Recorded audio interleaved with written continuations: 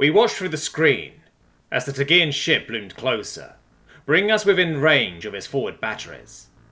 The guns were not aimed at our shabby collection of refuge ships, which continued to limp towards the edge of the system, but at our escort.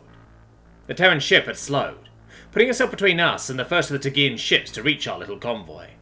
We could see it on the screen, a little grey rectangle with a small blue emblem on its side, marking it as a Galactic League Peacekeeper. It was dwarfed by the Tegean ship, which wasn't even particularly large by Tegean standards. The warlike avian race built them big, with massive main batteries that would rip apart a capital ship with one hit. A message came through the wide band of the comms relay, with a chittering, barking speech of the Tegean speaking being translated by the computer. In Galactic Common, it said, "Cruiser Aqua, to Terran warship. Stand down. You are not what is sought." The panicked chatter of refugees grew louder. The meaning was obvious. If the Terrans stood aside and let the Tegeans do as they wanted to the refugees, their fate would be sealed. Slavery or death would be the only outcomes. We waited in fearful silence, anticipating the Terrans' flight. In truth, they had stayed the longest of our escorts. The other 3 ships, a Yildar cruiser and 2 Veseli destroyers, had turned tail and fled at the first sign of trouble. We had pressed on, hoping to make it to the edge of the system and the waiting hyperplane that would be our salvation. Now, facing annihilation or escape, we assumed the Terrans would do the same as the others. It was only natural. Why die for strangers, after all? Our communications officer focused our equipment onto the Terran ship to hear the reply we expected to spell out our doom. The humans never even opened a hailing frequency. Their response was much less sophisticated, but it got the point across.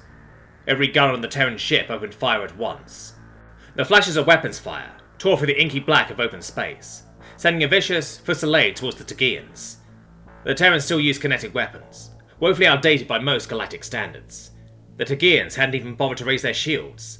The Terran salvo struck the cruiser's command point, shattering it like a piece of stepped-on ear fruit. The cruiser fell silent. Its laser batteries did not respond. Instead, they fell away from tracking the Terran ship, their crew no doubt reeling in confusion at the sudden loss of direction. The Terran ship took no such pause. It paddled away tenaciously, its measly-looking weaponry somehow taking savage chunks from the Tegean hull and ripping apart bulkheads that had been built to withstand high-focus laser battery fire from dreadnoughts.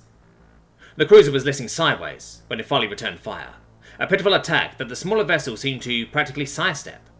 The worst the Terran destroyer got was a glancing blow across its bow that ricocheted off its shielding and into the abyss. It wove about the Tegean ship, finding blind spots, targeting its engines, and blasting holes in it. The Terrans were harrying it the way a small predator might exhaust and kill a much larger prey animal, avoiding its attacks while weakening it piecemeal. Finally, the cruiser's engines flickered and died, and the massive ship was cast adrift behind the convoy. It continued forward under its own momentum, but as this soon dragged it off, the same bearing as us. The Terrans did not move to rejoin the convoy. It turned and came to a stop beside the lifeless husk that had been the cruiser Aqua, directly in the path of the approaching Tegean reinforcements. It was only then that a message came through from the Terrans. "TCS Sanguine to Tegean warships. Go fuck yourselves."